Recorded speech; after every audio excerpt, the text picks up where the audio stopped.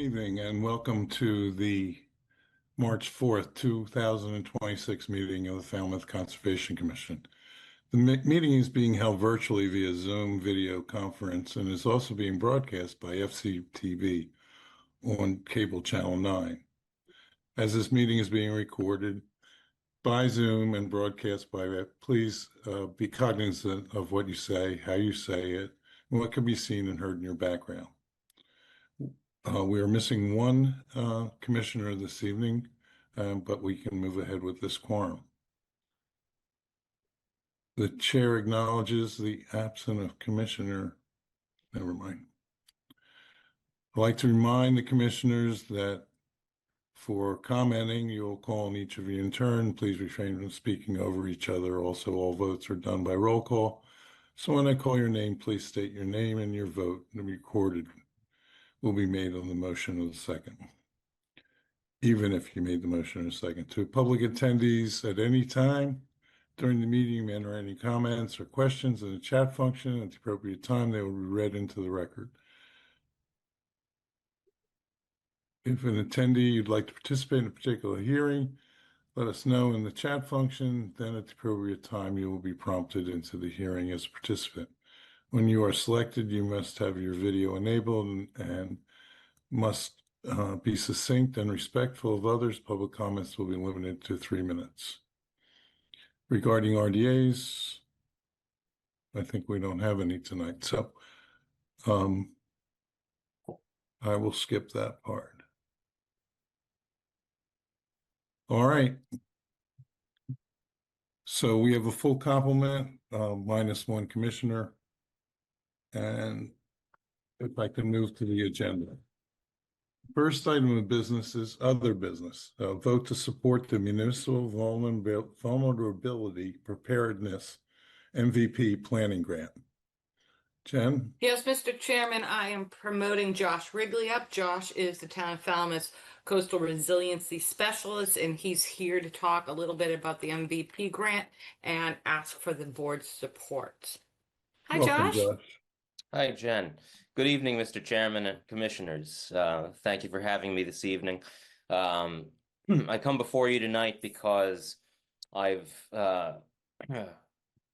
submitted a draft letter of support for an MVP grant that I'm currently writing and hope to submit in this funding cycle for water main resilience adaptations in the Surf Drive area. I'm sure, as you're all aware, Surf Drive is a low-lying, erosion-prone coastal roadway, and there are ongoing planning efforts for the future of this area. But one of the challenges that we're facing is that there are utilities that serve an important function for the town and also run beneath some of these vulnerable stretches of barrier beach and coastal dune. And so what the grant would do is to fund resilience adaptations that would include the construction of a new 12-inch water main running from Surf Drive and Oyster Pond Road to Oyster Pond and Woods Hole Road, from Surf Drive and Elm up to Elm and Woods Hole Road, and also include the installation of a 10-inch gate valve at the corner of Mill and Surf Drive. And what that would help to do is give the town some more options when it comes to planning in response to any catastrophic storm damage in the future for Surf Drive. With the water main right now that runs underneath the roadway, if that were shut off, then it would create a decrease in water pressures and flows along the roadways, Oyster Pond Road and Elm, and would also have further reaching effects as well east of Mill and toward Shore Street. And so these adaptations would make it so that if that water main were to be shut off, by necessity someday in the future, then that would be possible without depriving those residential areas of the water pressures that they have now, and would thereby avoid creating any water insecurity, and would allow those areas to have water pressures where the Falmouth Fire Department could effectively fight fires. So it's a public safety issue. It's a resilience issue. It's a couple things wrapped into one. Great. Thank you very much. Does anyone have any questions? Jennifer? I have one quick question. Josh, is this the planning grant or is this an action grant? Are you doing a planning and an action simultaneously? Yes, Okay. there's grant processes right now going on simultaneously. We just Okay. received our award of $103,000 for the MVP 2.0 program that I'd applied for, and we're now embarking on that. And then this action grant is separate. Okay, excellent. Thank you for clarifying that for me, Josh. Certainly. So Josh, so the other grant was a plan around the sewer in the same area. This is a grant around the water in the same area? So this is a grant that's focusing on resilience adaptations for the water main specifically. And it's moving, it's putting it back up to the main that runs down Surf Drive and moving it north, basically?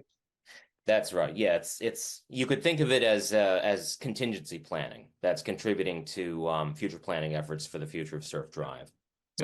So that if the Surf Drive water main had to be shut off at some point, then you wouldn't have negative impact on areas on Oyster Pond Road, Elm, and then east of Mill. Got it. Thank you. Are there any other questions? Can I get a motion to support the planning grant? Motion to support the MVP, the Plan and Action Grant. Driscoll. Bowman, Thank you. second. Okay, I have an emotion and a second to support the municipal vulnerability planning grant. Should we also say action grant? Please say action grant as well. Planning Plan and and action grant. If I could amend your order, Mr. Driscoll. Thank you. So we have motion and a second. I'll call the roll. Ron? Driscoll, aye. Ronnie? Bowman, aye. Dave? Anti. Jim? McGrath, aye. Dan? All shy. And Pat and I. Thank you very much. Thank you, Josh. Good luck, Josh. Thank you, Josh. Yeah. Thank you very much, commissioners. I Hope it appreciate goes the through. support. Thank you. Have a great night. Okay. Now we'll move to voting minutes. The first one is February 11th, 2026. Anyone have a chance to review it? I reviewed the minutes. If with your indulgence, I'd make a motion to approve the minutes of February 11th, if I could get a second. Bowman, second. Great. Thank you very much. Okay. With a motion and a second, approve the minutes of February 11th. I'll call the roll. Ron? Recuse Driscoll. Oh, yeah. Thank you. Ronnie? Bowman, aye. Dave? Anti. Jim? McGrath, aye. Dan? All shy. And Pat and I. And again, vote the minutes of February 18th. Again, I reviewed the minutes and I'd make a motion to approve the minutes of February 18th with your indulgence. Pat? Bowman, second. I have a motion and a second to approve the minutes of February 18th. All in favor, say aye. Nope. I'll Driscoll call the roll. recused. Ronnie? Bowman, aye. Ron's excused. Ronnie? Dave? Anti. Jim? McGrath, recused. Okay. Dan? All shy. Pat and I. With this quorum, we approve the minutes of February 18th. Now we're going into a number of continuances. A request for a continuance for determination of applicability. Keith Devon Court, 77 Santuit Road, Falmouth, Mass. For permission to install a new Title V septic sewage disposal system. Jen, Alyssa? Alyssa will take it. Yes, the applicant has requested a continuance until March 25th. Okay. So moved Driscoll. Bowman, Okay. second. Okay, I have a motion and a second to continue this item until March 25th. Ron? Driscoll, aye. Ronnie? Bowman, aye. Dave? Anti. Jim, McGrath, aye. Dan, Walsh, aye. and Pat and I. Thank you very much. The next item is Michael Lissesi, 30 Berkeley Drive, Falmouth, Mass, for permission to reconstruct a deck and construct a roof over the entryway. Alyssa? The applicant has requested a continuance until March 11th. March 11th. Driscoll Okay, so moved. Bowman, second. great. So I have a motion and a second to continue this until March 11th. Ron? Driscoll, aye. Ronnie? Bowman, aye. Dave? Kent, aye. Jim? McGrath, aye. Dan? Walsh, aye. And Pat and I. Thank you very much. Now we have a request for continuance of a notice of intent. Brian McLaughlin, Falmouth Pier 37 Inc., 110 Scranton Avenue, Falmouth, Mass, for permission to replace and relocate the bulkhead, remove a portion of filled tidal lands, and expand the existing dock system. Mr. Yeah. Chairman, the applicant is requesting a continuance until March 11th. We've received the plans and we have submitted them to all of you. Great. Thank you. Driscoll so moved. Bowman, second. Great. So I have a motion and a second to continue this until March 11th, having received the plans. Ron, Driscoll, aye. Ronnie, Bowman, aye. Dave, Kent, aye. Jim, McGrath, aye. Dan, Walsh, aye. and Pat and I. The next, we have a request for a continuance under notice of intent from Robert and Kara Martin, trustees, 58 Westwood Road, LLC, 58 Westwood Road, Falmouth, Mass, for permission to conduct invasive species removal and install restorative plantings. Jen? Yes, Mr. Chairman, the applicant is requesting a continuance until March 25th. We did meet with the project team out on site. They have submitted a revised plan. We are meeting with them again over Zoom next week to fine tune the plan. And we will hopefully be presenting to you, they will be presenting to you on March 25th. All right. Driscoll so moved. Bowman, second. Thank you. So I have a motion and a second to continue this until 3:25. Ron? Mr. Chairman, Dave has a question. Can I ask one I'm question? sorry, Mr. Chairman. I'm sorry, David. So this is a complex project. The last time we had it. Can you characterize the progress? How are things going? They're going? It's a tough one, as I recall. A lot going on there. There's a lot going on. We're hoping to make some additional adjustments to the plan when we meet next week, but we'll see. Okay. Thank you. You're welcome. Thank you. Anyone else? Okay. Ron? Driscoll, aye. Ronnie? Bowman, aye. Dave? Kent, aye. Jim? McGrath, aye. Dan? Walsh, aye. And Pat and I. Thank you. All right, we've done the two continued requests for determination of applicability. I don't have to read them again, do I? You should, Mr. Chairman. Well, We already did it. just call them off, and you don't have to read the whole thing. Just Steve say Deppencourt, continued request, 77 King 25th. Suet Road has been continued until 3:25. correct. Michael Lachesi, 30 Berkeley Drive, Falmouth, Mass, has been continued till 3:11. The next item is a request for a hearing under notice of intent. Oh, here we go. I got to get this.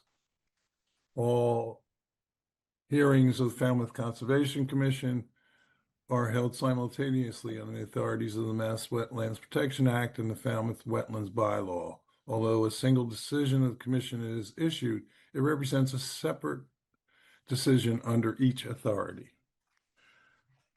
So the item is Stephen Augusta, 33 Oyster Shell Lane, East Falmouth, Mass, for permission to install mitigation plantings.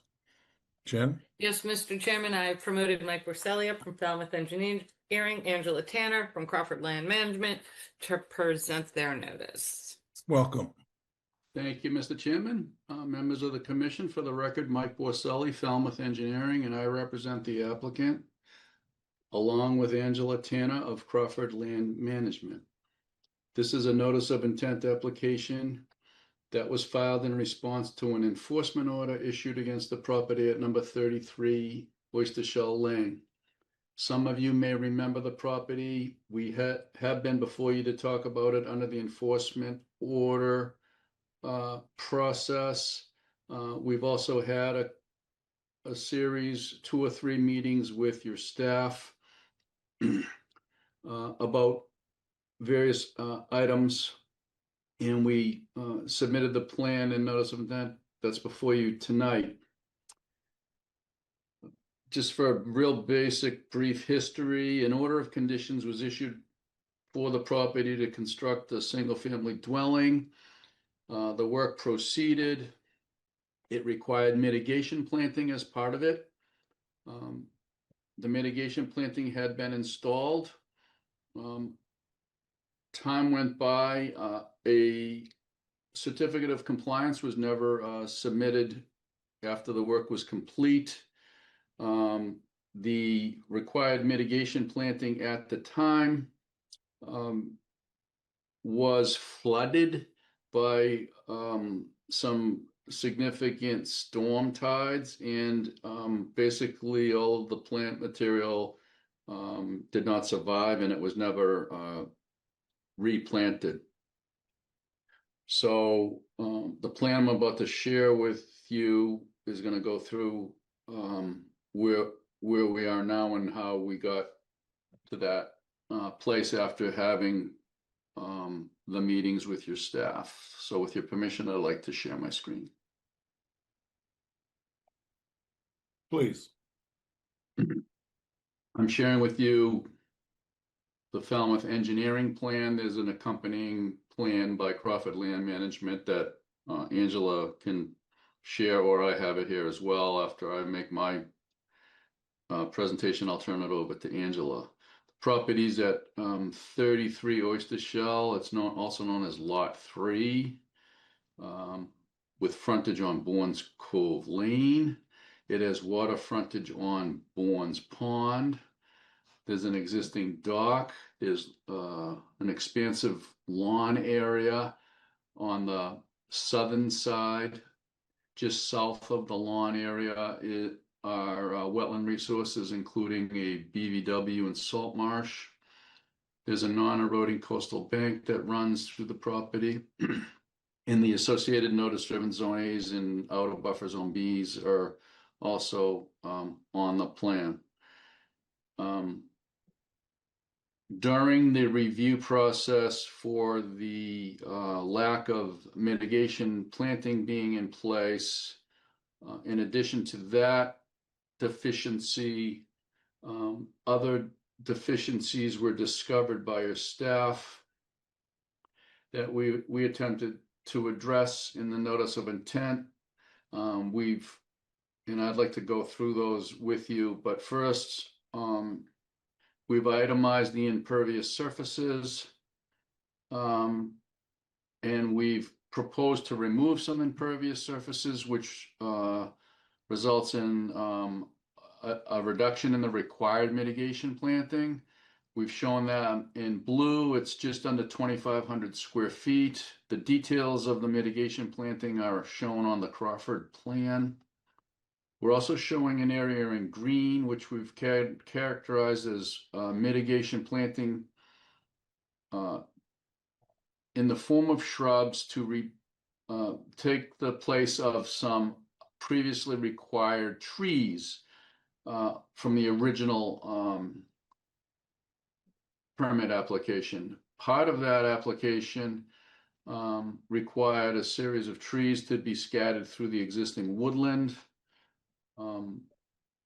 They are not there, and during our discussions with staff, there was a logical alternative to that made more sense, and that was shrub mitigation that we were proposing on the coastal bank in this location. the net result of all of this is 20, just under 2,500 square feet of mitigation in blue, and then just over 1,300 square feet of mitigation for the tree mitigation. The staff report I received last week had some issues that I can walk you through. I don't think they're too significant. There is one to really consider with some detail, and I'll talk to you about that in a minute. So just briefly, the staff comments. The first one says, oh, it's a question, did we include the generator in the mitigation calculation? And the answer is yes. It's hard to tell because the shading is so faint, but this is the generator, this small area, and it was counted. It is shaded. It's in the outer buffer zone B. So that was part of the calculation.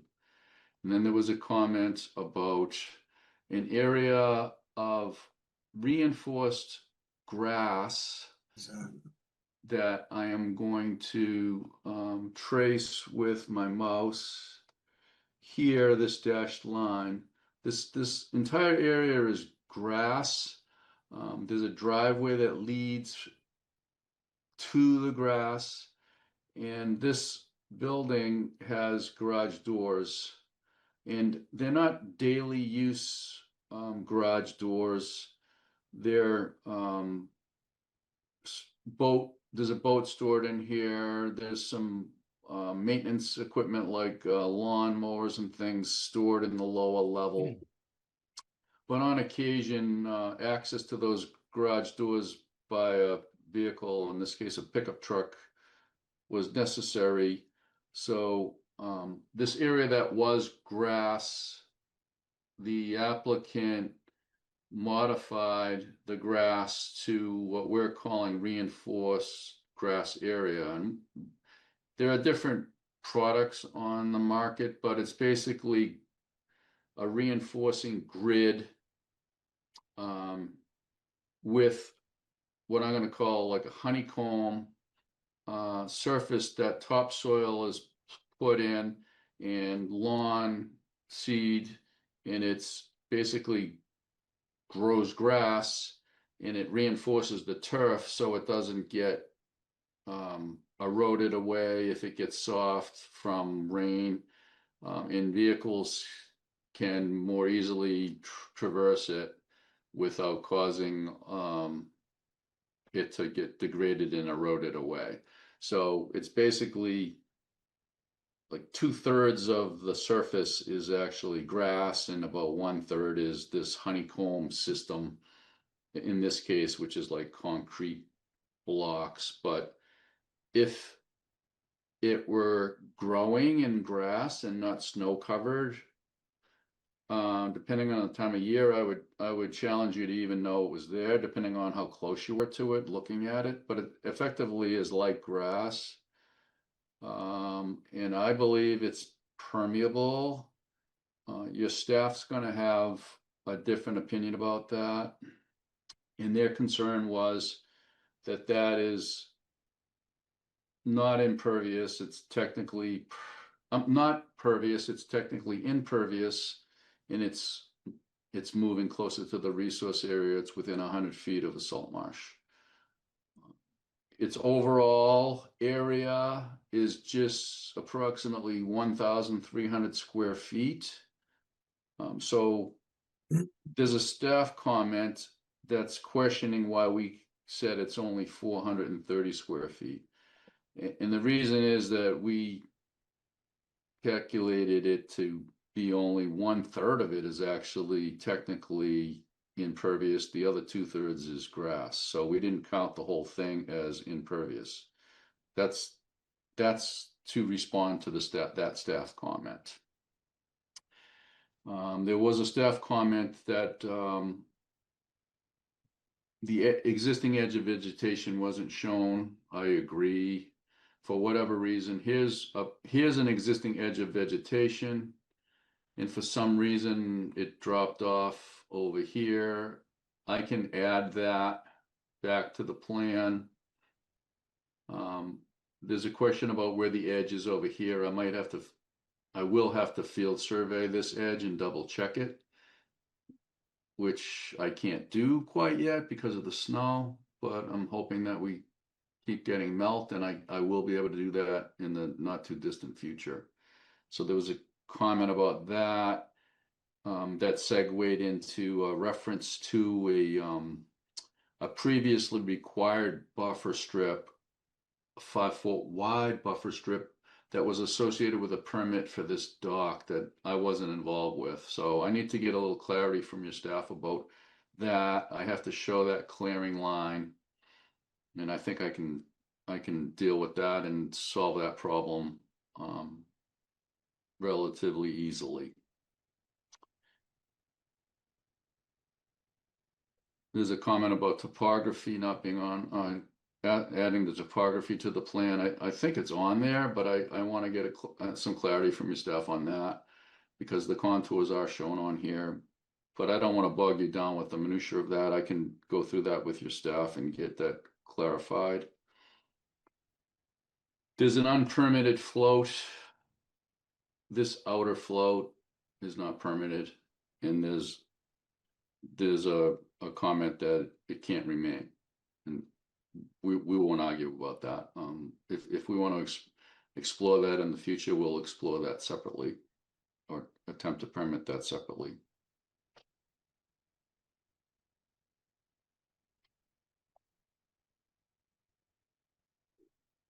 There's a comment about the spacing on the required mitigation, 4 feet on center.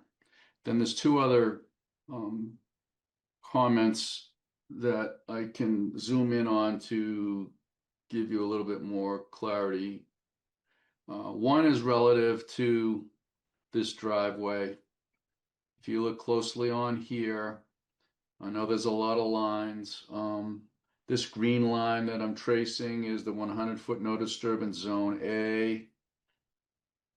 And your staff noted that a portion of the driveway creeps over the 100-foot no disturbance zone line that I'm tracing here. There's a little bit of driveway. There's actually a drain pipe, a French drain here to intercept the water, and that is 37 square feet. The staff thinks it should be removed. There's also a reference to a portion of a patio that is underneath the deck associated with this house.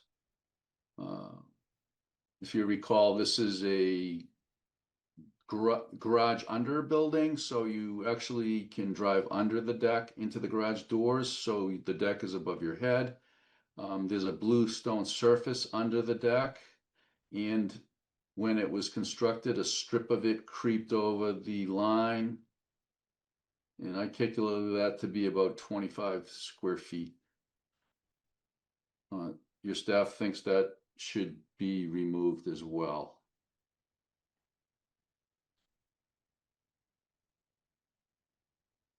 So I'd like to make a case that I'm hoping you could allow these two strips to remain. I'm not going to argue vehemently about it. Technically, I suppose they are within the 100-foot no disturbance zone and should be removed, but in my mind, they're de minimis areas.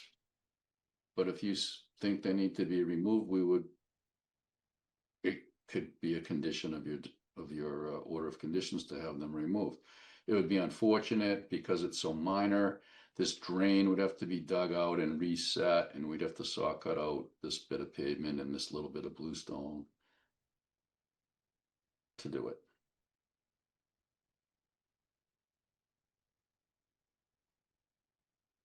I'm just looking at the staff report as I'm talking to you, and I think that sums it up. I really think it comes down to reestablishing the mitigation plan thing, and hoping you can consider allowing the reinforced grass to stay, and those two minor infringements. I will be requesting a continuance so that I can sort out a couple of details in the staff report. With that, I'm going to turn it over to Angela, and then we're both available to take questions. Mike, oh, I was just going to say, since you had it up, if you wanted to share my plan. Oh, I'm too. happy to. Yeah, I can do that. Okay, 1 second. might be easier. Let's- I'm Angela Tanner from Crawford Land Management, and we did the planting plan for the 2 mitigation areas that Mike had mentioned.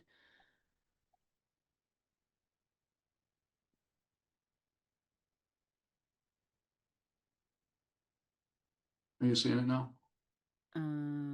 Yes. So the area that is at the top of the plan that's immediately adjacent to the existing woodland was the proposed tree replacement area. We did the ratio of shrubs that were that was stated in the enforcement order, which we had helped come up with, was basically 3.75 shrubs per every tree that had been required. And it's a mix of various species that should provide some biodiversity and wildlife support.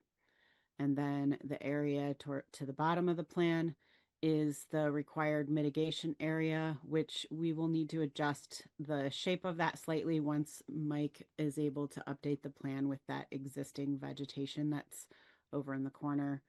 And the quantity of shrubs there was just based on the previous permitted plan. It was proportionally the same number of shrubs per square feet. There was a staff comment that said that will need to be 4 feet on center. So we felt like the shrub species that are in there, they're all shrubs that colonize, and they all get fairly wide. So we felt comfortable with the quantity and the spacing as shown. But if it needs to get tighter to fulfill a requirement, then we can add some more plants in there pretty easily.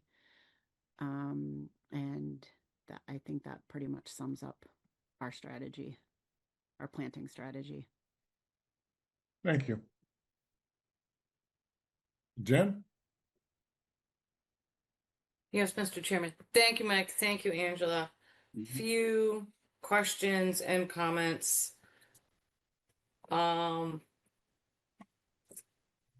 would like to share my screen, Mr. Chairman. What I'm Okay. going to show you is an aerial photo from April of 2025 of that paver system, Mike. You know, we're going to try to kind of concerned about the paver system. So just want to show you a few things. And then the second one I'm going to show you as well. Can everybody see that?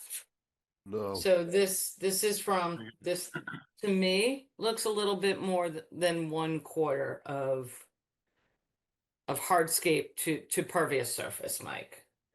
Now I will go to the next one, which is September. Looks better.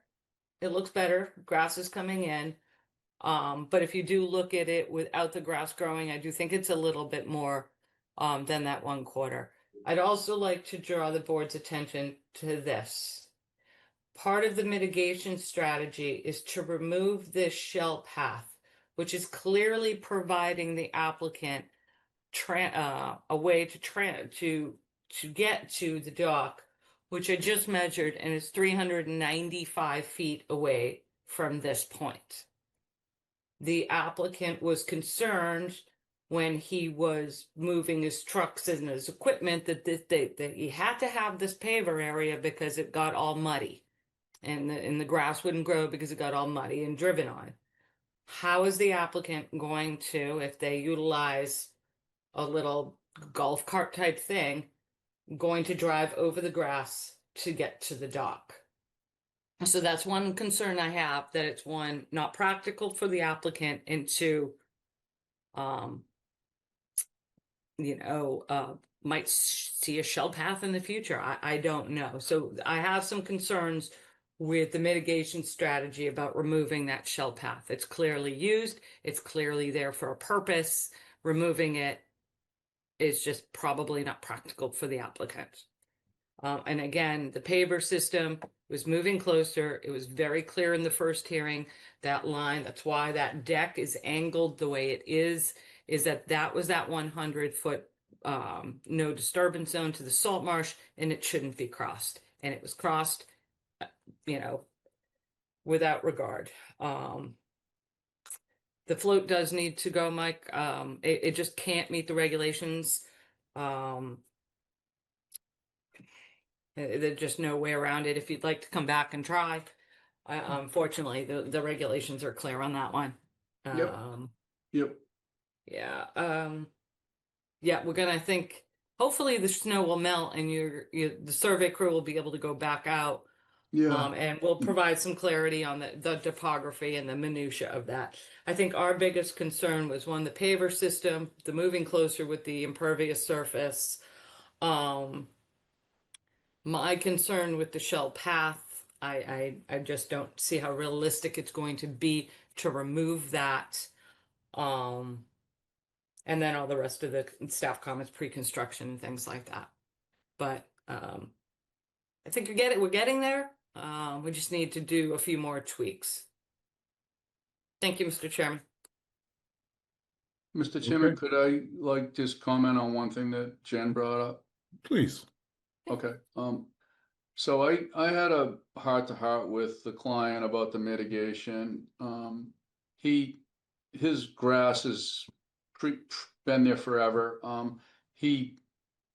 Whether some people like grass or not, it's a Cape Cod lawn. It's not fertilized, but he likes the view improvements. He wanted to do anything he could. It was more important to him to try to reduce the required mitigation than to have the shell path. Now, the shell path, the purpose of it is to have a golf cart. It defines a path to the dock, but it's unlike going to the garage. It's simply a golf cart. And I think we all know that golf carts traverse lawn on a daily basis at golf courses. That's why I persuaded him, if he wanted to reduce the amount of mitigation planting, he needed to find something to give up. He happened to have the ability to give up a pre-existing, what you characterize in an A zone as an impervious surface. So he elected to do that to reduce the impervious surfaces. A golf cart can traverse oval lawn. It's like done every day at golf courses. The only other way to do it would be to demolish and remove the paved driveway and make it crushed stone, which would be another way, but he made a decision to give up the shell path instead. So I mean, I understand what Jen's saying, but I think that you can traverse a lawn with golf cart and do it. He liked the shell path, that it wasn't like it needed to be there, and he was willing to give it up. That's all I have to say about that. Thank you. Alyssa? Thank you. Just one note on a staff report comment for the commission, just drawing your attention to that reinforced paver system area that is moving closer. A portion of that is located on the bank, so an actual resource area was altered for its installation. So that, per your regulations, should be restored to its original condition. Thank you. Thank you. Okay. Commissioner comments. Ron? Yeah, a couple things. Mike, I know the golf carts can go over grass, but that's such a wet area. And at my golf course, when it rains, you don't take the carts out because it'll just wreck the place. I don't know. And second, the mitigation area that's just so long and straight. Why is it so long and straight? Couldn't you make that a little bit squarer or rectangular, or would that help at all? Well, the edge of the resource area is long, so that was one reason, and also the homeowner was they use that area for their grandkids playing, and they were hoping to preserve as much of the flat usable area as possible. So it was a combined, way of kind of edging the whole resource area and then also still allowing them some usable space. Okay, just a question. That's all I have, Mr. Chairman. Okay. Thank you. Ronnie? Thank you, Mike. Thank you, Angela. Touching on the mitigation area to the south in blue, what was planted there before that he lost, Mr. Augusta lost? What type of plants were there? Do you know? Yeah, it was your typical mitigation plants. I don't think any of the plants that were in there were inappropriate necessarily. If I had to guess, I would guess that because the plants were not irrigated, they probably experienced severe drought before they got flooded. That would be my best guess. Okay, I'm just a little concerned about Mr. Augusta trying to put this to bed and spending more money on all that mitigation and losing it for one. We have a lot of salt marsh plants in there. We have the hide bush and rose mallow, which all should, nothing is going to tolerate indefinite flooding, but they should withstand some pretty tough conditions. And I guess you already answered. I was just concerned the elevation there. Would it make more sense to go north, but he wants to kind of hold on to the lawn? Obviously, we want mitigation closer to the resource area, so that's covered. The path, I think with a golf cart would be fine. A truck going across the grass, I think, would be an issue. And I'm still up in the air about the impervious and pervious of the reinforced grass area. To me, it seems pervious to me. And then the encroachment, obviously, they're going to have to get outside that 100 feet. So something's going to have to be done there. So that's all I got for now. Thanks. Very succinct. Thank you. Dave? Hey, Mike, do you by any chance have a picture of that reinforced area, a closer picture? I think many of the people on the, some of the new members haven't actually seen it. I've seen it. You've seen it from the high up in the air. Do you have a closer picture of it, do you, to explain it to the newer members? I wish I did. I do not have any close-up pictures of it. I guess maybe I would encourage you next time we meet again, maybe you could bring a picture of that. I know you can't, but you can't take one now, can you? Well, maybe I will by the time that, maybe I can before the hearing. If you could get one, I think, because I know there are some members who haven't actually seen it, and that could probably help. I'm just going to say, generally speaking, to me, that seems like the dominant issue here. Because I remember in the last meeting, we took this very seriously. We had a long conversation about it. If my memory is correct, the spirit or opinion of the commission, including our staff, was quite negative on that. And it did go closer. Angela's now reminded us that it was on a coastal bank. So your presentation, Mike, I think you made quite light of it. But I don't think that jives with the attitude we had in our last meeting. So this seems like the dominant issue to me. I don't know if everyone else here agrees. And I don't, speaking for myself, I don't think the commission is with you, Mike, on that yet. I don't think so.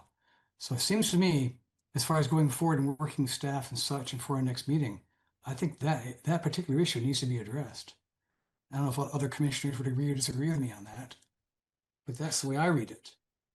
I hear you loud and clear, and that's why this is a hearing, to get your points of view. If you, as a commission, feel strongly about it, then it can be a condition that it be removed. Well, I don't express that opinion. I don't know if any other commissioners want to agree with me or disagree with me. It seems like that's a serious issue for us, I believe. I agree that that's the dominant issue, yes. As far as the shell path goes, he's electing to remove it, whether it's that's not a big deal for muddy me. or not. I mean, that's his prerogative to remove an impervious surface. I have one quick question on that path. Doesn't that start on the neighboring property? Doesn't that path start next door? Which he happens to own, yes. Oh, he owns that as well. Oh, yes. I see. Gotcha. Okay. I guess so. Angela, I guess what you're saying is that that lower mitigation area if they keep it watered, it should be robust enough to handle the kind of tides that hurt it last time. That's kind of what you're saying? I would say yes, that it needs irrigations for the plants to become established. If they're not well established and they don't have a good root system, they're not going to survive flooding. It's not a guarantee that anything in there, we could have a catastrophic storm event that just comes in and wipes everything out, but they'll generally be more established and resilient if they have. So maybe, Jen, should we temporary put in our irrigation. order of conditions eventually to revisit that, make sure it was irrigated and is doing well? Do you think?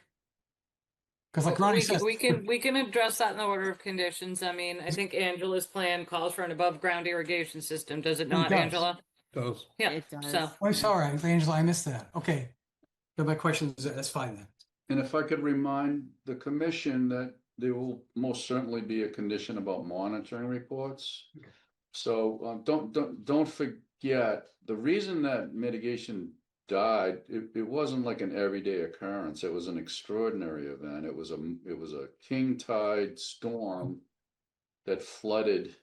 The Okay. ground surface is only elevation on average 3, and it breached that elevation. And it was sort of like disheartening to the applicant to have all that just die, and he never replanted it. That doesn't make it right, but that could happen again. But we're trying to be proactive in the type of plant material, and if it had been irrigated and maintained and a little bit more had more strength and vitality, it might have been more resilient to the flooding. It sounds to me like Angela's irrigation system, which I'm sorry I missed that, Angela, is going to address this. So thank you. I guess I'll end now and just say, I really think we need to focus on this area right behind the garage. That's the big issue going forward, I think. Thank you. Thank you. Jim? Yeah, I kind of agree with Ronnie. I think the cart path is, removing that is fine. I don't think there'll be an issue with going back and forth. How many times are they going to do that on a rainy day? And I've seen these pavers before. They are pretty pervious. Grass does grow up through them, and at some point, the grass kind of takes over. You barely see them. So the fact that it goes onto the coastal bank, I've got an issue with. But other than that, I think it's okay. Thank you. Dan? So hang on a second. Am I on the quorum on this one? yes. Okay. So This is a new item tonight, correct? yes. Yes. The notice of intent is a new item. Thanks for the question, Dan. Appreciate it. Mike, is there a base underneath those, essentially the reinforced grass? Or is it just dirt? It's just dirt to my knowledge. There may be, I didn't witness its installation. Got it. I expect it's compacted virgin material. There might be some crushed stone under it. I don't know. Okay. The reason I ask is I have the same ones in my yard. And I know that when you go over them with a vehicle, they don't stay stable. So if they stay stable, they probably do have a base underneath them. And if he's putting a boat in there, I bet that there's a base underneath it that's making it impervious. So I think that they probably need to come out. So that's where I'm at. Mm-hmm. Okay, thank you. And I am more on, I believe these are impervious. We've had this discussion in our forums outside of the council formal meetings, but I believe these are pervious, potentially material. And I think we ought to have a further discussion about that when we get the final plan together. But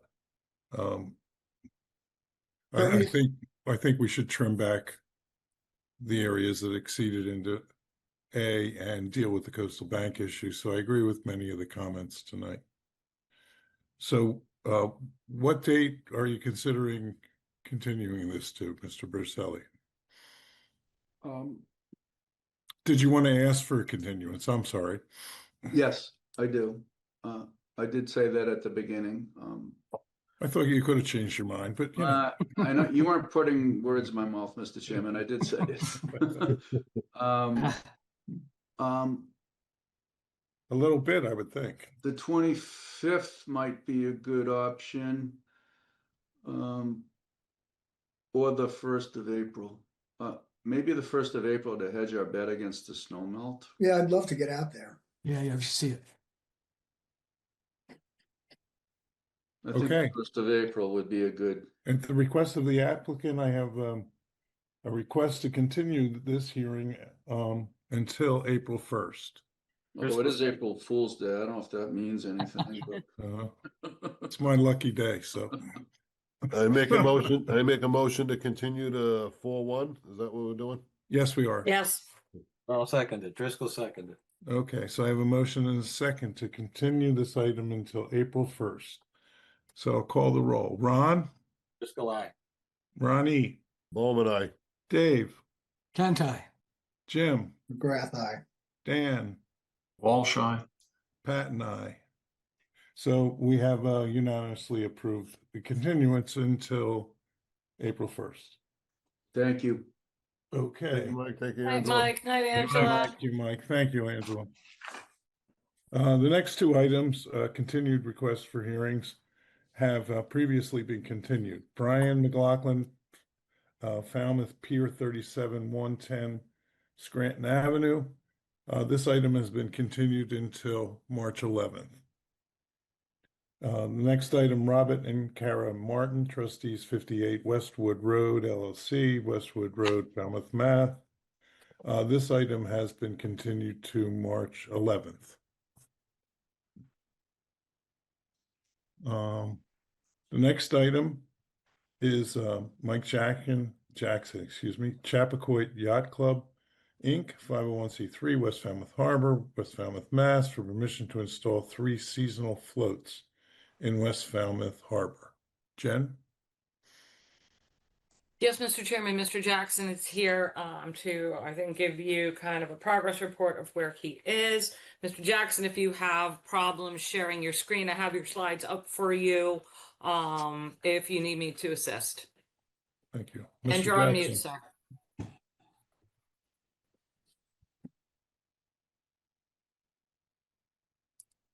Mr. Jackson, you are on mute, sir. We cannot hear you. There we go. Thank you. There you go, sir. Okay, thank you. And commissioners, I appreciate your time. What I'll do, Jen, is just quickly level set kind of where we were and the priorities as we left the last hearing. And I'll use this slide that we used in the last hearing, which shows our proposed mooring area, the West Falmouth dock, the main channel coming into the harbor, and the channel going into the upper harbor, because I know there's been some concern that we're potentially interfering with that channel. The two primary issues that I took away from the last meeting were, one, detailed depth information, and two, direct input from the harbor master and the shellfish constable. We've made progress on both, and I'll give you a quick update on those and our plans going forward. Okay. Thank you. So this next slide is the update on the survey data. I recognize that this data is older than staff's looking for, and we're prepared to do detailed infill data on that. But let me just explain what we've got and what we've done, working closely with CR Environmental, who was a contractor to Buzzards Bay Coalition in producing this very detailed bathymetric survey of the harbor. The original survey, which came out in April 22, used a vertical datum that was a standard North American vertical datum 88. And what CR Environmental did for us and produced on Monday is this revised version that has the datum to mean low water, which is essentially the mean of moon tides, lows over the last 19 years. So if you look closely here, this is the channel coming around the corner. This is the flat here, and another deep area running down part of the flat, and I've got a detailed view of that. This is the detailed view. It zooms in using their mapping protocol, so there's more data than shows up there, but it's pretty clear that the channel has about 4 to 6 feet along this area. And then this low area is kind of a box canyon with a shoal up here, but a deep water in this area here. And this is where, in conversations last fall with Chuck Martinson, he recommended that we move the original locations that we proposed to the harbor master further south and west to get to these mooring areas. So just to wrap up here on the depth issue, this is the area that we would propose to be looking at. It was greater than 4 feet. This is a very wide opening here, so maybe 600, 700 feet. These are pretty far apart. There's plenty of room to put moorings in here for sailing floats. These will only have the used sailing boats on them. That will swing potentially, in a very tight area, depending on how the mooring's set up. So the basic design would be 3 to 4 foot depth at mean low water, using a helical screw and a bungee supported chain. That's the eco mooring. And if required, fore and aft moorings for these floats in order to reduce the swing area. You can see there's no way that they can swing several hundred feet over into the channel, but reducing the swing area, if it turns out to be important to the shellfish constable and to the harbor master, then we're willing to come up with a way to do that. So we've got plenty of area to work with that's deep enough to meet the requirements. So that's the update on the the depth data. Recognizing that this is 22, it was April 22, so it's coming up on 4 years old. We would do a infill survey in this area, probably using CR Environmental. We also have a proposal from Cape and Island Engineering to do that with little GPS boats the robots that they put out there. The plan would be to do that as soon as it opens up. Ideally, because eelgrass is deciduous, it would be nice to do that later in the spring, which is one of the reasons that we're hoping that we can make this a condition and a requirement to get the survey data to you, confirming the depths, and at the same time be in parallel working with the Upper Cape Tech students to build the floats this spring for use in the summer. So that's it in a nutshell. I appreciate your time and thank you. Any questions? Thank you very much, Mr. Jackson. If you could, who's doing the screen? If we could remove the screen, Jennifer? No, that's not me. Mr. Jackson, can you stop sharing your screen, please, sir? Sorry, I'm just not a, Oh, It's yeah. okay. right there. I got it. There we go. No, no worries. No worries. So the board needs to determine whether or not the information provided is what you are looking for. You did ask for survey data. The board needs to determine if this is sufficient for you. Mr. Jackson, we still haven't received any comments from Chuck, but you're saying you did speak with Chuck? Well, actually, he did send an email to you and me. Email, yeah. A short email, but the real thing is for Chuck and the harbor master, Greg, to have a conversation. And because of Greg's situation right now, I don't think that's going to happen right away. So we definitely are looking for a continuance until you have that input. Okay, thank you. So we will be continuing that for Chuck's input, Greg's input, and if the board wants to close this without that concrete water depth data. I think that the two main points we have are water depth and shellfish. And that's what we're looking to kind of button up. Thank you, Mr. Chairman. Thank you, Jen. Alyssa? Just to note that we have received other public correspondence. They have been submitted to the commissioners and have been placed into the record.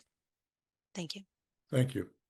I don't think we've ever received so many letters on one subject before. I'm sure of it. You did on the Jennifer. gate. What? Oh, on the You gate. did on the gate. I'm not Also sure. in West Falmouth. Yes, right. The bike path gate. The bike Oh, path yes. gate. Yeah.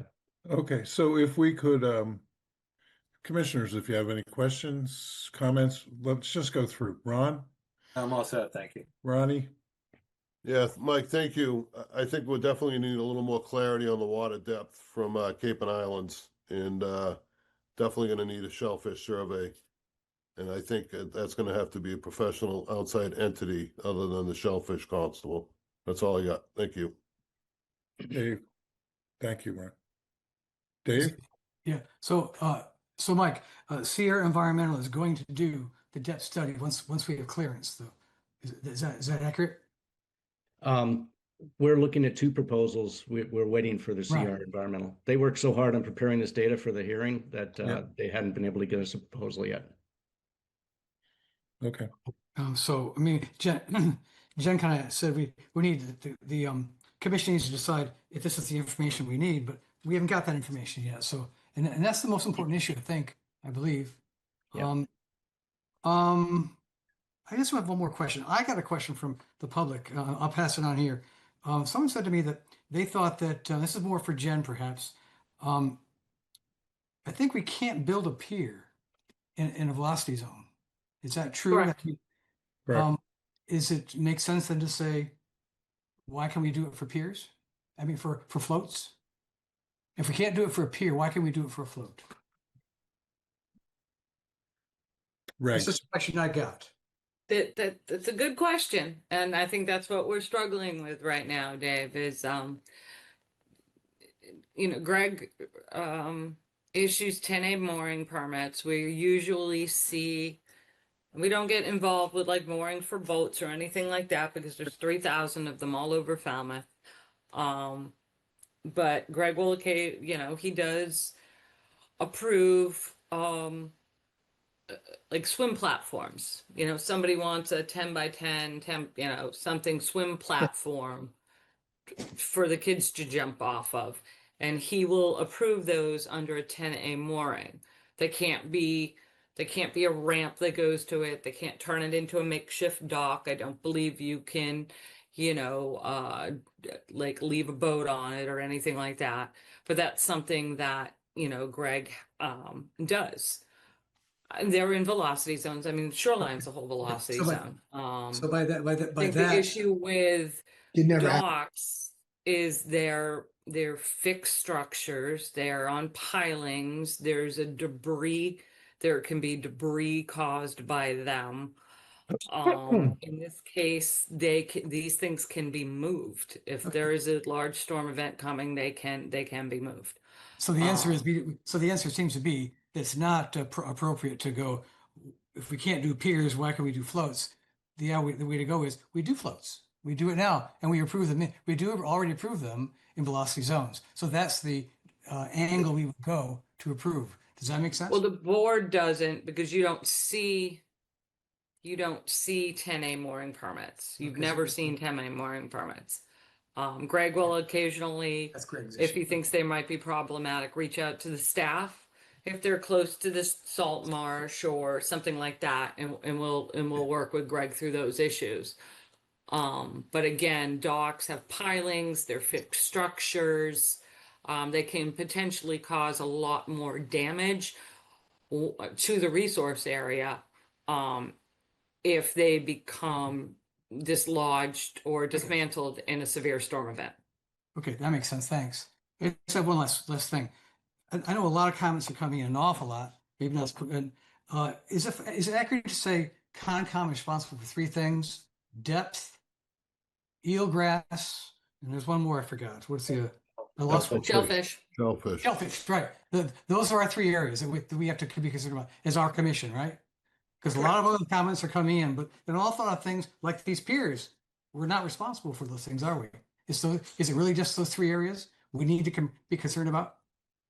The three areas are the major things that are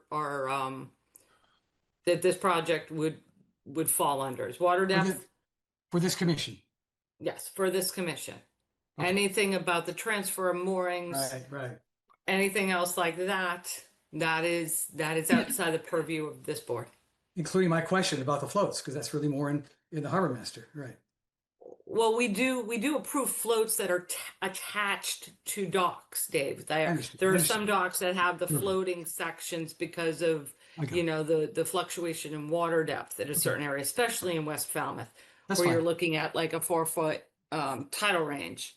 You'll see a lot of floating. I got you. We call them floating docks, but they're fixed piers with a floating section to them. But again, they're attached to a fixed structure, can cause damage in a large storm event. These are kind of helical moorings offshore, like further away from the shoreline, less likely to cause severe damage. I got you. Okay. Sorry for being so long, guys. That's it for me. Sorry. Thank you. Jim?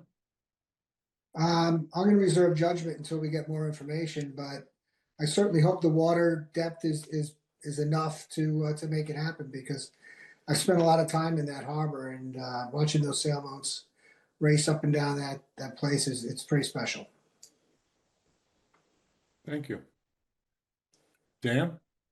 Mike, I have a question for you. So you said when you were showing us the bathymetric data that was low tide, but the report says that it's high tide. So I'm trying to understand what's the data for really representing in that bathymetric chart. I mean, we still need to get up-to-date data that makes that clear, but if that's really high tide, which is what it says in the introductory paragraph on that report, and it's only, what's it show, 4 or 5 feet in that area, and the tidal range, as Jennifer just said, is 4 to 5 feet, they're going to be sitting on the dirt. So I'm just trying to figure out whether or not the data you sent supports your objective, because it seems like there's not enough water to be able to make this work. Yeah, so I don't know if that North American vertical datum 88 is the actual high tide, or if it's just a standard datum. But when I saw it, I said to the engineers that this isn't what the Concom needs to see. What the Concom needs to see is mean, the moon low. And Agreed, right. so they produced this second map that adjusted the datum to show the moon low. And if you compare the depths, from one slide to the next, they're a few feet different. So I feel very confident that this data is good for the time. And then the question is, what kind of scouring or change has happened in the sand flat in the last 4 or 5 years? Right, and I'm not debating what your slide showed. I'm looking Yeah. at the report and just going, the report in that area says 5 feet, and the tidal swing is 4 to 5 feet. So you're not going to get 3 feet underneath that, even if the tidal swing is less. That's all I'm getting at. Is I'm trying to save you time and try to go, wait a minute, where am I really? Yeah, I'd be happy to try to get a professional surveyor in to explain that for you, Dan, next time we get together. And Yeah, I think everybody said that. That's why it's so critical, just because the numbers don't seem to add up. Yeah, I will say that I went out there in September, and I talked with the shellfish constable about this. That's where I learned that the eelgrass is deciduous, so you can't make an eelgrass observation in the winter very effectively. But at that time, I was in this same general area, and I found over 4 feet at low tide in September 17th. So there's a lot more water here than you would expect, because you can see that, well, you can't see it, but I'm looking at it. There's some very shoal stuff just moving it towards the town pier from where this area is proposed. Right. Okay, got it. Okay. Thank you very much for the feedback, though. Thank you all for your comments. I also benefited from a sailing club, although it was in Worcester, Mass. It did save me a summer some 30 years ago. So, or 2 actually. But so how do we want to proceed, Jennifer? Mike? I think the board is looking for additional information, so we will need another continuance. I don't have my calendar. Alyssa, you're gonna have to help me out on this one. Oh, wait a minute. No, I have this. I can use this. So, okay. The request was that we move forward with this pending the results of the survey. I think that's what Mr. Jackson would hope, but we do still need for Mr. Jackson said a continuance for Chuck's comments, for him to meet with Greg. I think There's that two that's choices. We either close the hearing tonight with the information that's provided, and the board condition the OOC on a future water depth study, which Yeah, it doesn't sound good. No, No. which runs against the or 21. we continue it. Mr. Yeah. Jackson, we don't meet on the 18th. We meet next week, but I don't think you'll have your survey done. Would the 25th work for you? And then we could get like a quick update. And hopefully you'll have some more information on your water depth by that time. yes. Okay. 25th. We'd like to keep it as tight as we can, Mr. Jackson. Yes, we're trying to keep this going. I appreciate that, and I appreciate May your not time. seem like that sometimes, but so if I get a motion to continue the A motion to Wait. continue the hearing until March 25th, Driscoll. Bowman second. Okay, so I have a motion and a second to continue this item until March 25th. I'll call the roll. Ron, Still up. Ronnie, Bowman, aye. Dave, Gantai. Jim, Grath, aye. Dan, Walsh, aye. and Pat and I. We have unanimously supported the continuance of this item until March 25th. Next, we have continued request to amend. Thank you, Mr. Jackson. I'm Thank sorry. you. See ya. Are you done, Jen? Can I go on now? Yes, Thank you you. may. Continued request to amend an existing order of conditions. Michael Smith and Yvonne Chung, 4 Whitmore Avenue, Falmouth, Mass. Request to amend an order of conditions for Mass DEP number 25-5003 to conduct invasive species management, remove and replace several trees, and plant a row of screening trees. Yes, Mr. Chairman, I promoted Mark Dibb from Cape and Islands Engineering to present his continued project. Hi, Mark. Thank you, Good Mark. evening, everybody. Mark Good Dibb evening. with Cape and Islands Engineering. Here to present the continued amendment request for 4 Whittemore Ave. With your permission, I'm going to share my screen. Please.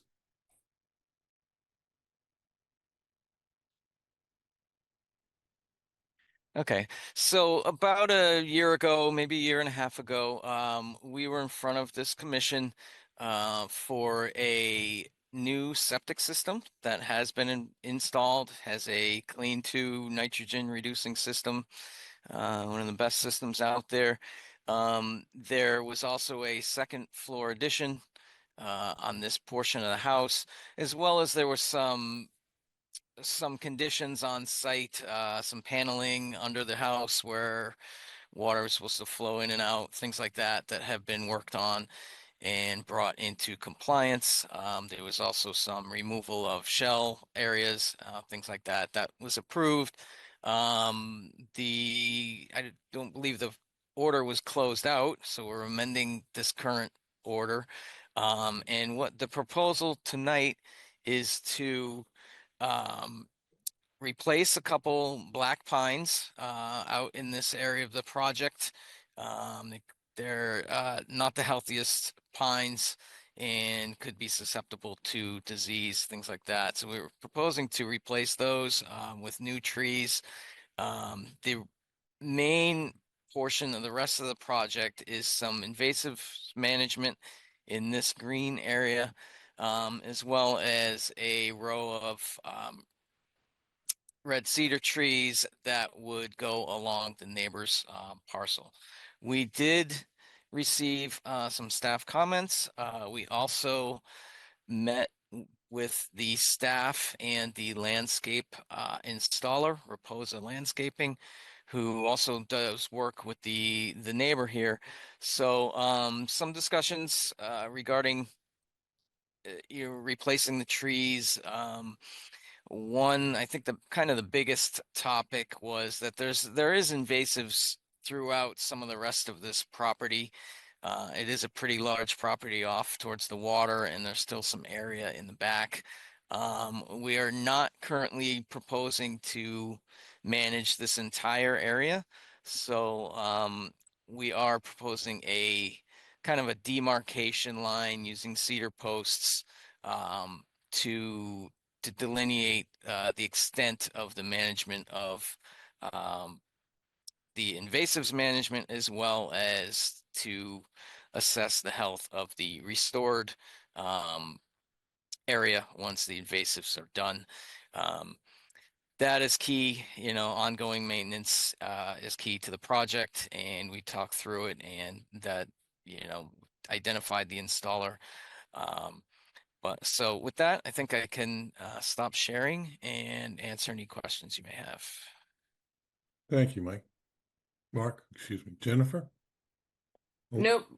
Like Mark said, Fallon and I met with Mark and Paul Raposa on Zoom, and I think all of our concerns and questions have been answered. Thank you, Mark.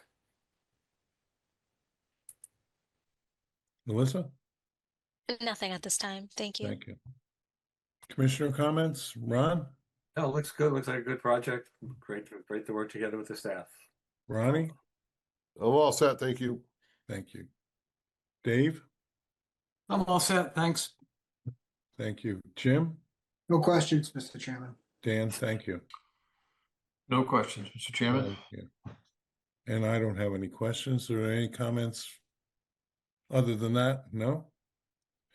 So before us, we have a request to amend the existing order of conditions. So can we get I'll make a motion to amend as discussed. No, Thank you. no. You make a motion to close the hearing and take it We'll under make- advisement. We'll make a motion to close and take under advisement. Thank you, Jen. Let's go second. Thank you. So a motion to continue and take this under advisement. Close Ron, and take it under advisement. Close and take it under advisement. close and take it under advisement. Thank you. Ron, Driscoll, aye. Ronnie, Bowman, aye. Dave, Gentai. Jim, Rath, aye. Dan, All shy. and I also agree. So that's unanimous. Thank you. And Thank you. you, Have a Mark. good night. Thank you, Mark. Thank you. Thank you. Thanks, Mark. Thank you, Mark. Night. A continue hearing under an enforcement order. Seashell Lane Community Association, 0 Davisville, East Falmouth, Mass. Unpermitted clearing, cutting, and construction within the flood zone and within the buffer to a salt marsh. I'm sorry, that's Yep. map partial 40-11-013-000. Jen? As a note, the quorum is Dave, Ron, Ronnie, and Steve. Oh, Chairman, I on the West Falmouth one, I don't know if was Ron part of that quorum? No, we missed that. Too late. We'll correct the quorum on the West Falmouth one. Okay. What on the harbor? Sorry about that. Yeah. I don't think we Hello, were here. Tyler. Good evening. Good evening, commissioners. Tyler Goudreau, Environmental Landscape Solutions, representing the applicant, Cecil Lane Community Association. We prepared the mitigation planting plan, and if I can share my screen. Please. And so we met Jen on site. I believe this project was brought before you as a previous notice of intent for a dock extension, which was denied, and the staff found that there was some unpermitted clearing within both the buffer zone and a flood zone. We spoke with staff and we got a surveyed site plan and prepared this mitigation planting plan. This green area, the little bit lighter green hatched area, is within the 0 to 100 of the salt marsh, which we proposed the 4 foot on center. It's about 2,230 square feet. In addition to that, we propose some shrub mitigation outside in the flood zone, mostly in these areas where it's hatched, and then the individual shrubs were outlined. The lighter green hatch is a meadow seed mix. One of the staff notes was that there was a switchgrass that was in there. That was actually an error on our end, so we'll correct that when we propose that seed mix. In addition, there's a small patch of Japanese knotweed that staff requested be part of the mitigation. This project, we would probably propose a stem injection of a wetland approved herbicide. It's a pretty standard operating, and knotweed can be pretty nasty. So I believe the use of herbicides would be the best case. In addition, there's two patio areas that the homeowners are working with staff to submit RDAs. This plan would be under the assumption that those are approved. And lastly, there's some area of stone that's existing within the flood zone. All of the crushed stone is proposed to be removed. There was one question about this area that is just outside of number 55. This is an existing landscape. There's some ornamental plantings, but there's also some native inkberry as well as red twig dogwood. So the reason this is left empty is we wanted to just leave the landscape plantings that were there. They're not harming anything. And happy to answer any comments or questions. Thank you, Tyler. If you could Yes. close your screen, please. Jen? I'm gonna let Alyssa take this. She's been leading the enforcement on this one. We both have actually, but Alyssa? not him. Thank you. Yes, Tyler, thank you for joining us tonight. Apologies for not having a quorum the last time. Just to go through the staff report here. Let's see, you're going to add where the knotweed was. That's great. Switching out the switchgrass. Just a clarification on the patio component at number 55. In accordance with the building commissioner and the association, that overlapping patio has been removed. It's the one down towards number 57, just looking for a formal request that the association is looking for this commission to approve that hardscape in the flood zone. Yes, so I believe the homeowner is doing that themselves, but I can clarify. Okay. Let me see. And then, so as you are here giving the presentation, are you contracted for the work going forward? We haven't contracted with them directly. I don't see that we wouldn't, but it's just that I would say that they would contract with us, or you just have to have a qualified professional. Sometimes other companies take over work. It's just the nature of the business. Sure, understood. I was Yeah. wondering if there's a management plan in place then, because I'm wondering who will be maintaining the plants. I understand that the work might be taking place by adjacent property owners and by someone who will be installing them. I'm just wondering, who being association property, there's so much access over there. I'm wondering who's going to be watering them and making sure that they're growing as they should. Sure. So we as part of how we typically work is we provide a temporary irrigation system. So each of the homeowners has agreed to use their outdoor spigots in order to keep the watering. We usually do 1 or 2 years of a temporary irrigation system. Something like this with the quantities, we'd probably do an overhead irrigation, which would be sufficient. But in terms of maintenance, I know this isn't a formal application, but it could be something that is conditioned that the watering be done. And again, that I think that note of a qualified professional, we would qualify under that. And but if they decided to work with another contractor, they would just need to follow this plan. Understood. Jen? Gary McNaughton has been promoted to a panelist. He is the president of the association, Mr. Chairman, and also the homeowner at, is it 57, Gary? 57, yep. Okay, perfect. Yeah, And he had his hand raised, I think, in response to the question about the irrigation. Thank you, Tyler. Yeah, and I think Tyler answered that. I mean, we'll work with Tyler. We've enjoyed working with Tyler. The intent would be to continue. I would ask, that it be Tyler or a qualified professional, but whatever is necessary to make sure that this gets established and satisfies the commission is what we'd be committing to doing.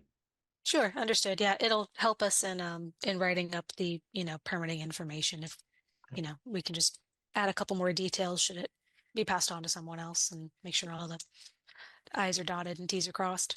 Sure. Let me see. Considering the nature of this, the staff would recommend that the commission condition the work done by a date certain, obviously monitoring reports. Tyler, in the staff report, seaward of number 57, I did circle sort of an area of pre-existing plantings that have, disappeared over time. So the staff is recommending that that's approximate square footage be reinstalled in addition to what is being proposed. Just a note for all unpermitted cutting to stop. And staff has met with Tyler and Mr. McNaughton on a couple occasions to review this plan. We would like to see tree material proposed.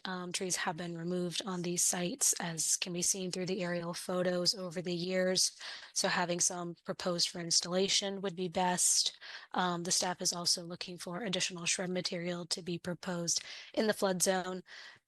Back when the dock process was occurring, staff was under the impression that the entire property was to be planted, not necessarily a thicket of shrubs, but there was to be a meadow mix that was going to be left to grow.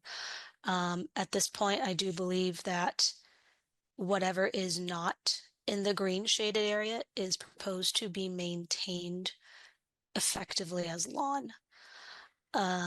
So the staff is looking for a little more to be added to the plan, and perhaps the commission can comment on that as to their opinion and perhaps a quantity or a percentage of additional plant material. Thank you. Thank you, Alyssa. Yeah. Could I comment on a couple of those items? Yes. Okay. Thank you. First, I did want to thank staff. This has been an amicable process, and we've been working. This has lingered on a long time before my role as president, so I wanted to thank them for their assistance in getting to this point through this process. A couple of things. A lot of the area that's in question, there's the area that Tyler pointed out that is within the 100-foot buffer that will be completely restored. That's never been a question. A lot of the other area is AE flood zone. And I think a lot of times that AE flood zone is in front of this commission, and it's only AE flood zone is typically the treatment of that. So as a lot of it's been cleared since the 90s. The area behind 57 that was highlighted on the staff report, that was landscaping. You can kind of see how it was reworked through the years. That was ornamental landscaping that existed behind that house. So it was never it hasn't been anything native since sometime in the 90s. And I would point out when it was cleared before 2014, most of it wasn't even flood zone. So, as the association is responsible for this cost because it predates the current owners, myself included.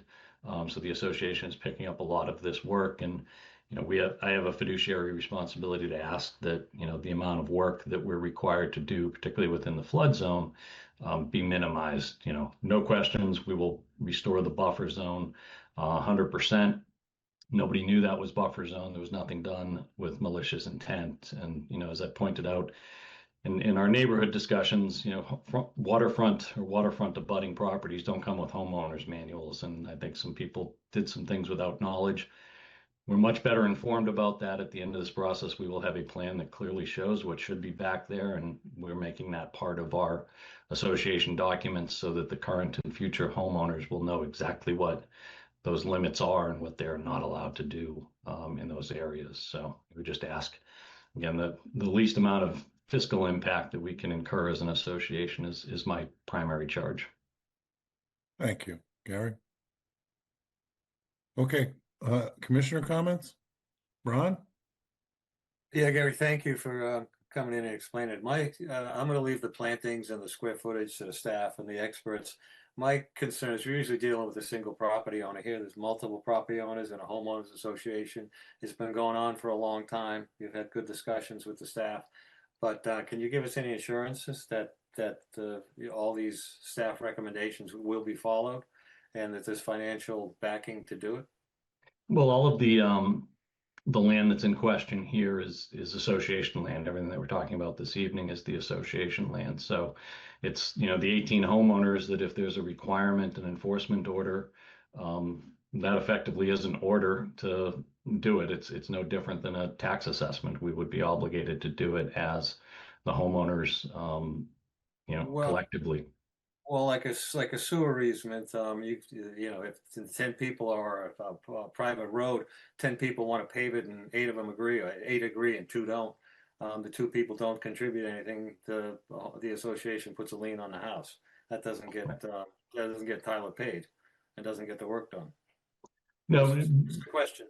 and we did have a previous vote agreeing that, without knowing the limits of it, we do have a previous vote on record of the association that, agrees that we need to do something. We need to, whatever the commission determines is something we will need to do. So that vote did occur back, I believe it was August. And I believe it was a unanimous vote. So. Okay. All right. Thank you, Gary. Just Thank you. Ronnie? Thank you, Gary. Ron answered all my questions. I'm all set. Thank you. Thank you. Dave? I'm all set. Thank you. Jim? All set. Dan? Dan, you're on mute. Not on the quorum. Oh, it's not Dan's not on the quorum. quorum. I'm sorry. I called on many people that weren't on the quorum, I guess, but I am on the quorum, and I don't have any more questions. I think we're moving in the right direction. I don't know if we can close this, but I think the staff, Alyssa in particular, was very clear about what needs to be done. And can we write an order of conditions at this point is what my question is to the staff. Well, Mr. Chairman, at this point, we close this enforcement hearing and take it under advisement, and then current council has been recommending the filing of a notice of intent to complete enforcement actions. This has been going on a long time. I would like to have a discussion with staff on how to move forward. If we can move forward just under an enforcement order, doesn't require very heavy conditions. So I don't know, but I'll bring a recommendation to you when you meet next time to vote the order to the enforcement order. It'll either be an enforcement order with the requirement to file a notice, or an enforcement order with date certains and conditions to install the plants by. So we're going to close it tonight. Thank you. We're going to. So yeah, you can close the enforcement hearing this evening. Thank you for the clarity, Ron. Take a motion to close the enforcement hearing. Wait, Alyssa, I'm sorry, Ron. Just a Alyssa quick has her hand up. clarifying question. I'm sorry, I missed it before. Tyler, Oh, she just can froze. you confirm if the gravel that? Sorry, I have terrible internet. Tyler, can you please confirm if the gravel seaward of 55 is to be fully removed? So of 55, I believe, is there Yes. gravel? Yes. Yes. Yeah, I knew it was being removed in the zone A buffer, just confirming that in the flood zone 2, it's fully to be removed. Okay, Correct. Thank you so much. I'll second that motion. Thank you, Ronnie. Coleman. Great. So I have a motion and a second to close this hearing and take it under advisement. Ron, Driscoll, aye. Ronnie, Coleman, aye. Dave, Kent, I. Jim, McGrath, aye. Dave, Dan? Yeah, I'm not on this one. Oh, that's right. Ronnie, Dave, Ronnie, Steve. Pat and I, thank you. Thank you, With Tyler. this Thank you, quorum, we Gary. Have a good issued evening. an Have a good closed evening. hearing. Thank you very much. Thank you, Gary, Tyler. Thank you. Okay, we have a request to extend an existing order of conditions. Kristen F. Hunt, 42 Deer Run Lane, Falmouth, Mass. Request a 1-year extension. Yes, Mr. Chairman, they're requesting a 1-year extension so they can evaluate the plantings in the spring and request compliance. Okay, anybody have any questions? No? I'll make a motion. I'll make a motion to continue for 1 year. Is that what we're looking for? Yes, Is please. And the Is there an existing exact order. date or no? Fiscal second. The question was, is it an exact date or Is there just an a exact The date or no? exact date, it'll be one year from when the application expires. So it'll be May 25th, 2027. Thank you. Thank you, That's the Ron. motion. And I think Ron seconded it. Yep. Okay, so I have a motion and a second. Oh, Ron, Driscoll, aye. Ronnie, Bowman, aye. Dave, Tentai. Jim, Rath, aye. Dan, Am I on this one? No. Okay. Oh, yes, you are. I'm sorry, Dan, you are on this one. All right. Walsh, aye. thank you. And Pat and I, it's unanimous with the full quorum. Okay, we have vote in order of conditions. Edward and Gail Connolly, 274 Edgewater Drive East, East Falmouth, Mass. Does someone have the quorum for this? I didn't get a quorum sheet for this week, so.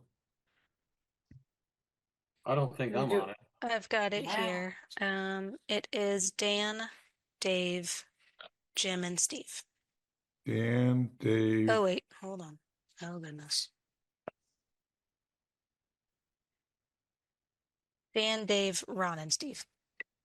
Dave, Don, Ron, and Steve. Okay, Should be the last challenging quorum week. they're all challenging. Ron or I mean, Ronnie? obviously. He said Ron. Yeah, I- I guess I- I'm on it. Okay. Ron's on it. Hold on. Ronnie. Ronnie's That's what I off. thought.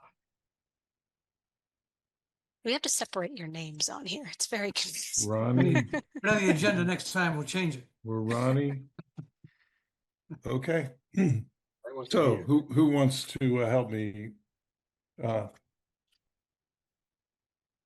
Okay, this is just a raise and rebuild. Very straightforward project. I agree. Raise and rebuild. Excuse Don't me. really think there's too many issues. We'll put your regular standard and special conditions. I don't even think, Alyssa, was there a mitigation component to this? I have it up. I don't Yeah, think so. I forgot my packet, so They I'm pulling it attached up. the garage to the house. Other than that, they- It's Yeah, it was negligible pretty if anything. straightforward. Yeah, because they were actually, they didn't really have any space. right. No. No, I did think have they're good. note. I had note there was an extra float on the dock. They're also mooring more than one boat at a time, so those need to be addressed. And they're topping some trees that will need to stop. I also think that some of the required vegetation in that rock formation Oh, yeah, the landward rocks. of the retaining feature appeared to be missing. I know that I believe Mike Borselli was talking about how there was rugosa out there, so perhaps it's just something in the spring we need to evaluate. Okay, we can write that Right. up. Anybody have any questions, issues? Can I get a motion to issue an order of conditions for 274 Edgewater Drive East from Dan or Dave or Ronnie? Ron. Ronnie? Ron? Ronnie. Ron. Okay, clarifications. Second. Okay, so I have a motion from Ron, a second from Dan. I'm going to call the roll. Dan, Walsh, aye. Dave, Tentai. Ron, Driscoll, Is aye, it I thought Ron or- Ronnie? Ron. Ronnie's on this. Bowman. Bowman. Bowman, and I thought you Pat said and I. Ron, but Bowman, I guess. Yeah, Thank you, Ronnie. he did that on purpose. He did. Just to confuse me, which isn't necessary. Now we have to vote an enforcement order for Dave and Marcy Barnes at 38 Squibnocket Drive, Falmouth, Mass. And the quorum for that, I think, is This one I'm confident on. Dave, Ronnie, Steve, Jim. Dave, Ron, E, Steve and Dave, Jim. Steve and Jim. Jim. Jim.